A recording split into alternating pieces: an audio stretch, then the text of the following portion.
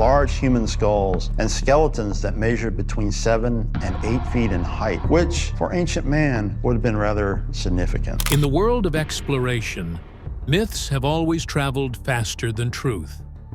Across the centuries, sailors' tales, explorers' journals, and maps marked with "Here be giants" blurred the boundary between discovery and imagination.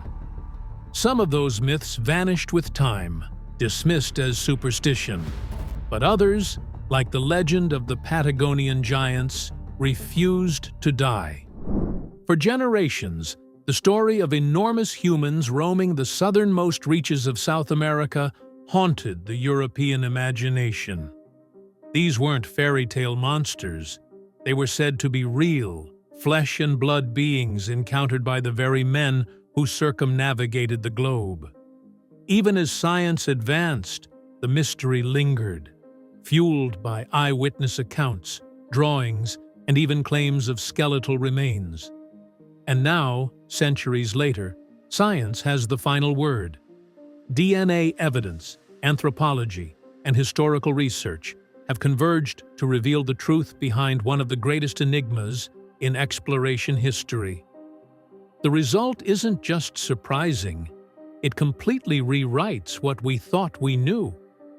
It no longer mattered whether the giants truly existed. What mattered was the belief itself and the way it gripped imaginations across continents.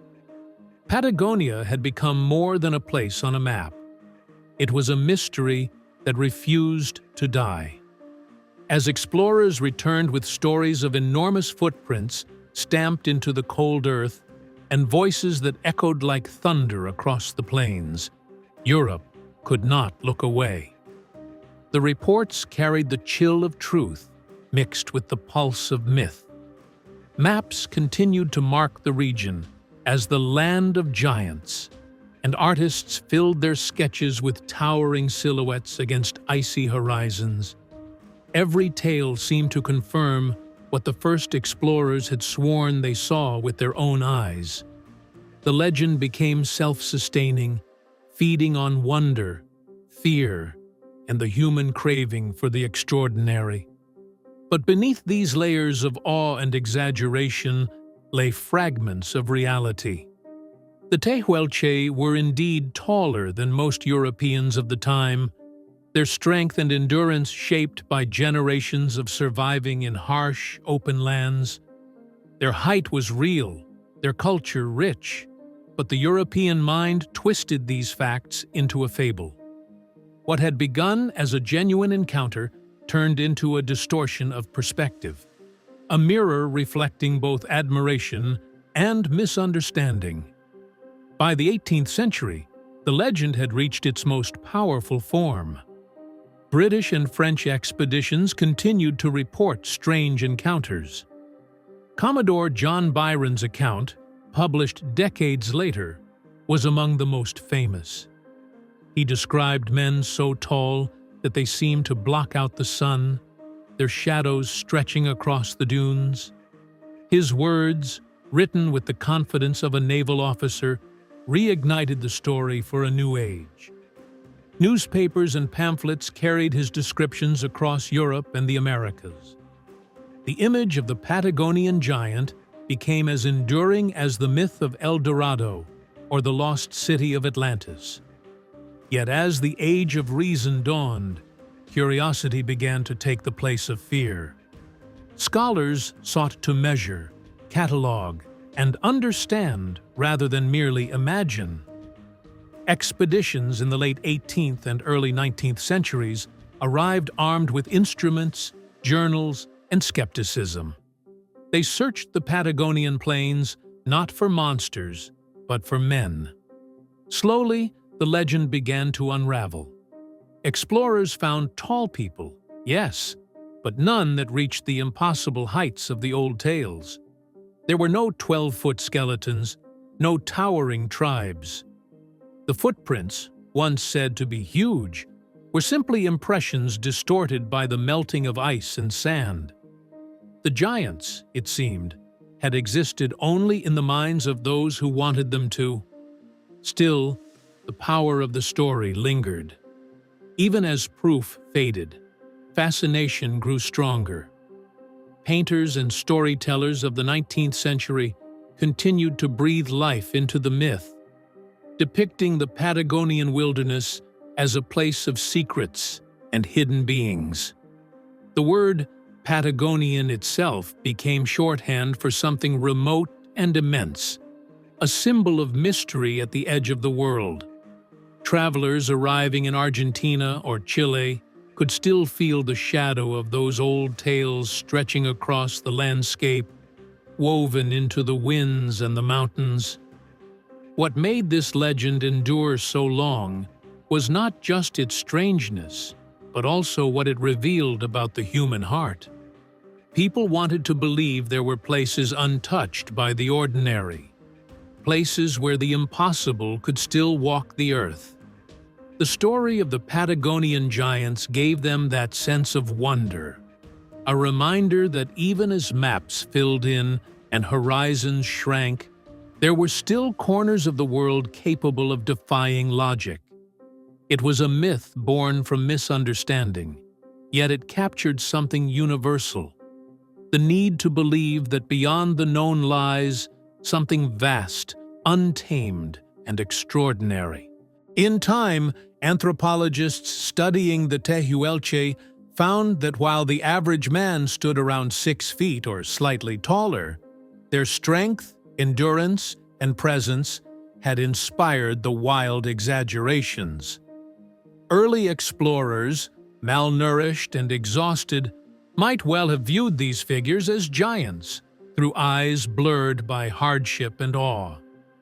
Their accounts, written in the haze of survival, carried both truth and illusion.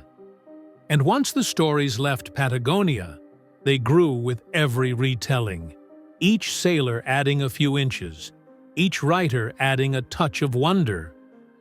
By the late 19th century, as Patagonia was colonized and charted, the myth of its giants finally began to fade from scientific thought. But it never completely disappeared. It lived on in folklore, in literature, and in the cultural memory of exploration. The legend of the Patagonian giants became a symbol of the boundary between myth and history, between what is seen and what is believed. Even now, when travelers gaze across the sweeping plains and icy mountains of the region, they can still sense that haunting echo, the feeling that once, long ago, something immense walked there. The story that began with Magellan's astonishment in 1520 had come full circle. From a fleeting encounter on a lonely shore, it had grown into a tale that spanned centuries, crossing oceans and imaginations alike. Though the giants themselves may never have existed, their legend stands as proof of something far more enduring: humanity's unshakable desire to find the extraordinary hidden within the world's most distant places. The legend of Patagonia's giants endures not because it was true, but because it satisfied a longing to believe that there are still places where the boundaries of the known world can be broken. When Charles Darwin set foot on those same frozen shores, centuries of fable hung over him like a shadow. The air was thick with whispers of impossible beings, yet what he found was both simpler and, in its own way, more remarkable. Darwin's notes from the HMS Beagle were precise, measured, and quietly revolutionary. He described the Tehuelche as strong, well-proportioned, and notably tall, averaging around 6 feet, but never reaching the monstrous heights long rumored in Europe. His observations carried the weight of science rather than hearsay, and with them, the myth began to crumble. He stripped away centuries of exaggeration, revealing the truth beneath: a real people who had been misunderstood, magnified by fear and fascination into something beyond human. Still, even with Darwin's clarity, the echoes of the old tale refused to fade. Some explorers clung to hope, searching Patagonia's windswept plains for bones or relics that might restore the legend's spark. But each discovery only drew the line more sharply between wonder and reality. As science advanced through the 19th and 20th centuries, the myth came under relentless scrutiny. Anthropologists and archaeologists sifted through layers of earth, uncovering remains of extinct creatures that had once roamed those lands. Massive ground sloths, glyptodonts, and prehistoric horses. Many of the so-called giant bones that once fueled the stories were revealed to belong to these ancient animals, not to humans at all. With every misidentified fossil, the Patagonian giants grew smaller, shrinking back into the realm of imagination where they had always truly lived. Yet even as the evidence faded, fascination persisted. There was something magnetic in the idea that perhaps, somewhere, the truth might still be hiding under centuries of dust. Meanwhile, researchers turned their focus to the Tehuelche themselves. They found a people remarkable not for mythic size, but for resilience and adaptation. Living in one of the harshest climates on Earth demanded strength, endurance, and unity. Their diet, rich in protein from guanaco and rhea hunting, and their constant movement across vast plains contributed to their impressive stature. They were taller than most Europeans of the time, but still human, grounded in the same biology and history as everyone else. The misunderstanding was not in the people themselves, but in the eyes of those who first beheld them. For the weary, malnourished sailors of Magellan's crew, their exhaustion and awe turned reality into illusion. In that fragile space between survival and imagination, giants were born. The final unraveling came with the rise of genetic science. When researchers began analyzing ancient DNA from Patagonian remains, they discovered a story far more profound than any legend. The Tehuelche and other indigenous groups of southern South America descended from early hunter-gatherers who had journeyed south thousands of years ago, adapting to the region's brutal cold and isolation. Their genes revealed resilience, not anomaly, proof of how humans mold themselves to their environment through endurance, not through mythic transformation. There were no traces of unusual genetic markers for extreme height, no remnants of a lost race of towering beings.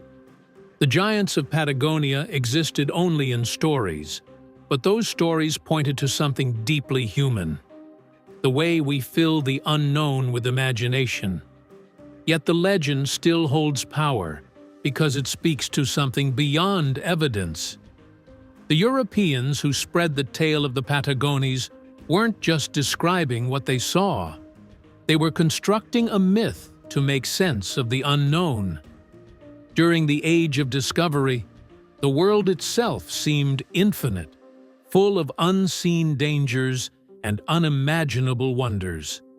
To confront that immensity, explorers needed to believe that the extraordinary was possible, that in some far-off land, nature might defy the familiar. The myth of the giants became a symbol of that belief, a story that transformed the fear of the unexplored into fascination. Even today, the story carries a chill. It reminds us how easily perception can become legend, and how legend can, in turn, shape history. The sailors who first stared across the Patagonian plains believed they had glimpsed something beyond human. In truth, what they saw was a reflection of their own longing for mystery, their own hunger for meaning in a world that was rapidly losing its edges. The giants of Patagonia were never monsters, they were mirrors.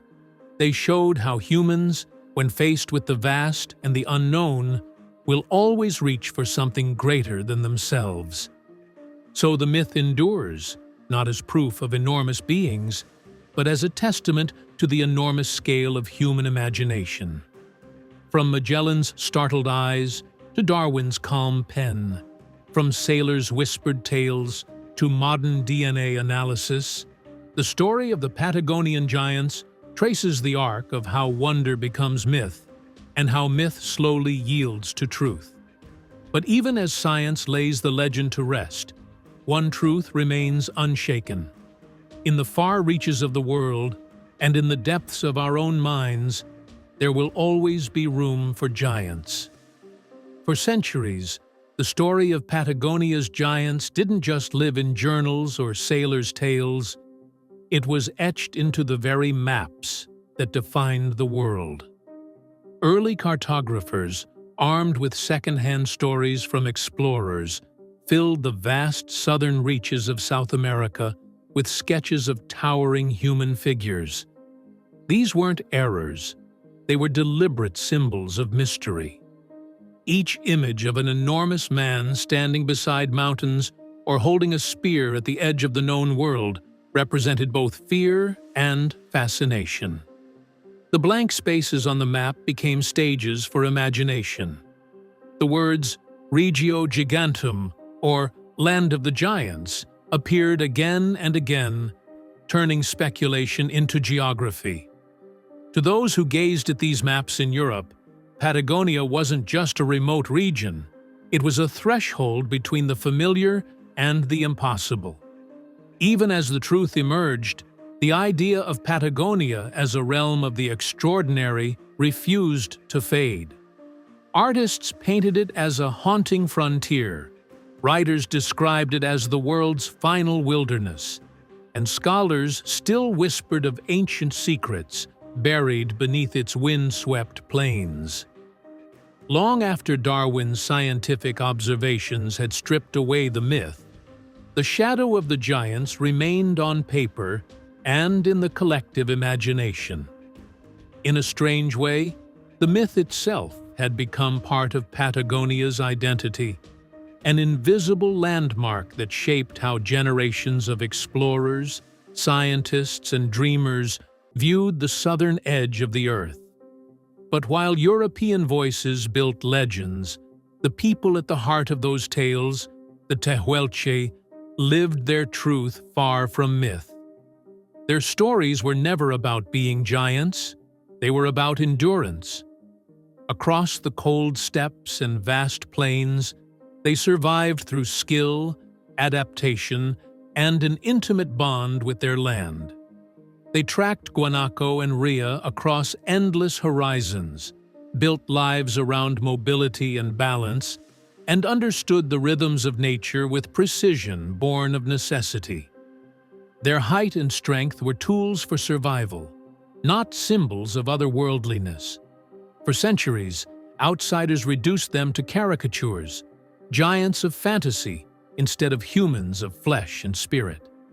Yet archaeology, language studies, and oral traditions now tell a deeper story. The Tehuelche were innovators in their environment, creating complex trade networks and maintaining spiritual ties to the land.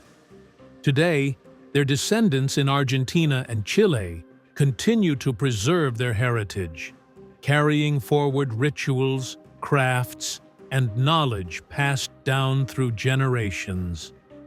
The rediscovery of their history has done more than correct a myth. It has given voice back to a people long silenced by it.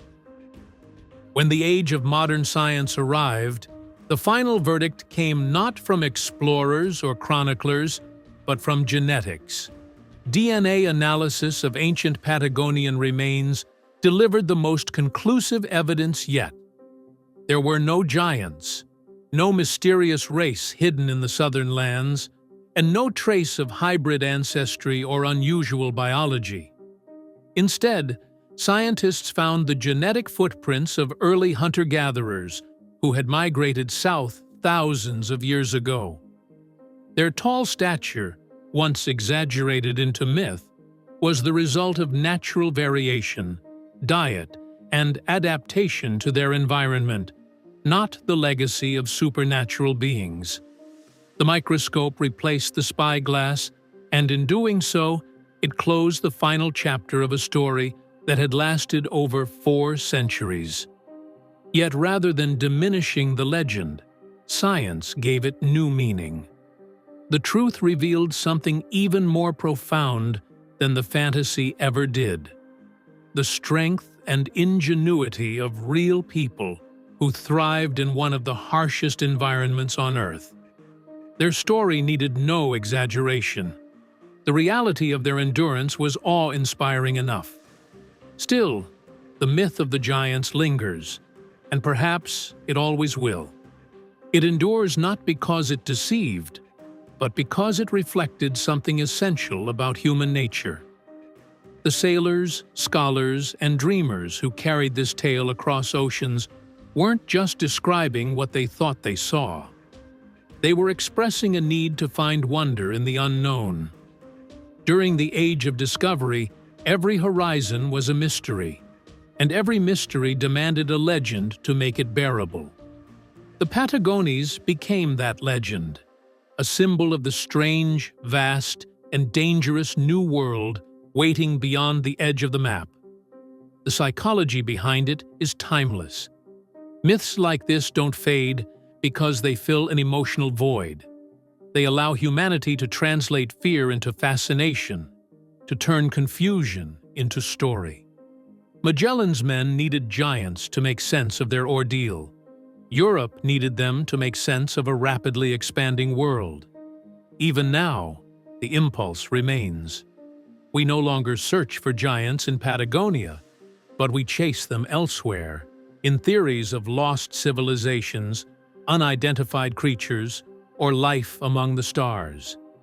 The names and settings change, but the desire stays the same: to believe there's something out there bigger than us, waiting to be discovered.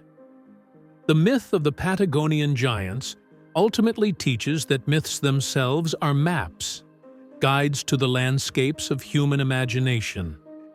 They chart how we confront the unknown, how we fill the empty spaces with stories that give them shape. The unraveling of this legend doesn't erase its value, it deepens it. Because in watching the myth fall, we learn to see how wonder and truth can coexist. We discover that awe doesn't need exaggeration, and that sometimes the most extraordinary thing in the story is not the giants themselves, but the people who created them. The giants of Patagonia never walked the earth, but they still walk through our minds, shadows of curiosity cast across history. Their footprints, real or imagined, lead us back to a truth far greater than any myth: that humanity will always look into the unknown and find in its reflection a story worth telling. The mystery of the Patagonian giants has finally been solved, not with myth, but with science. The truth wasn't buried in lost bones or hidden lands. It was always in the stories we told and the people who lived them. What we've learned is that wonder doesn't need to vanish when the facts arrive. It just changes form. The giants of Patagonia were never 10 feet tall, but their legacy still towers over centuries of exploration and storytelling. If you found this journey through history and myth as fascinating as we did, take a second to like this video, leave a comment sharing what you think about how legends begin, and subscribe to our channel for more stories where history, science, and mystery collide. Because sometimes the truth isn't less amazing than the myth. It's just been waiting for us to look a little closer.